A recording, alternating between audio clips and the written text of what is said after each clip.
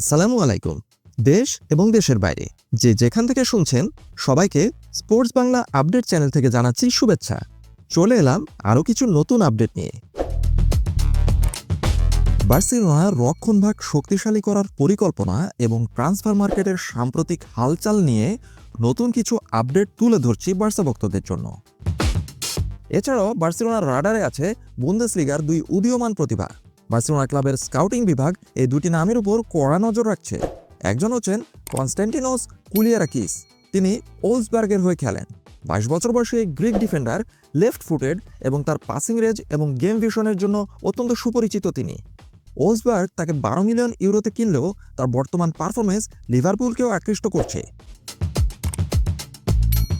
এছাড়াও আছেন লুকা ভুসকোভিচ, তিনি হামবুর্গ এবং টটেনহাম এই দুই ক্লাবের হয়ে খেলেছে।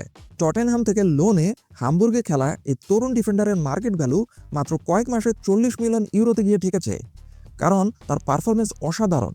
তার এজেন্ট পিনি জাহাভির সাথে বার্সেলোনা সভাপতি জোয়ান লাপোর্তার একটি চমৎকার সম্পর্ক থাকায় এই সাইনিংয়ের একটি সমূহ সম্ভাবনা রয়েছে। এই সিজনে কুলিয়ারাকিস ওলসবার্গের হয়ে প্রতি ম্যাচে গড়ে প্রায় 2টি ব্লকিং এবং প্রায় 3.5টি ক্লিয়ারেন্স করেছেন। গ্রিসের তরুণ ডিফেন্ডারের লেফট ফুটের নিখুঁত ভীষণ তাকে বার্সেলোনার রাডারে তুলে নিয়ে এসেছে। অন্যদিকে ভুসকোভিচ হামবুর্গে থাকা 18 বছর বয়সী একজন তরুণ উদীয়মান খেলোয়াড়। এই ডিফেন্ডারের উচ্চতা প্রায় 193 সেন্টিমিটার, অর্থাৎ তার হাইট খুবই ভালো। এই মৌসুমে তিনি ইতিমধ্যে ডিফেন্ডার হিসেবে 3টি গোল করেছেন। তার শারীরিক গড়ন এবং আক্রমণাত্মক মনোভাবের কারণেই তার মার্কেট ভ্যালু তরতর করে বেড়ে গিয়েছে 40 মিলিয়ন ইউরোতে গিয়ে ঠেকেছে বর্তমানে। সব শেষ কথা হচ্ছে, আগামী জানুয়ারি ট্রান্সফার উইন্ডোতে বার্সেলোনা একটি শর্ট টার্ম সলিউশন খুঁজতে চাইছে, কারণ বার্সেলোনার আন্দ্রেস ক্রিস্টেনসেন লং টার্ম একটি ইনজুরিতে চলে গিয়েছেন। তার ব্যাকআপ হিসেবে দরকার হলেও স্যালারি ক্যাপের কারণে বড় কোনো ইনভেস্টমেন্ট বার্সেলোনার পক্ষে এই মুহূর্তে অসম্ভব।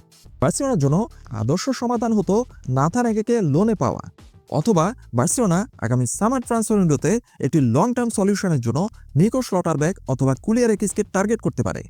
ডেকো এবং হ্যান্স ফ্লিকের পরবর্তী চালগুলোই নির্ধারণ করবে বার্সেলোনার রক্ষণভাগের ভবিষ্যৎ।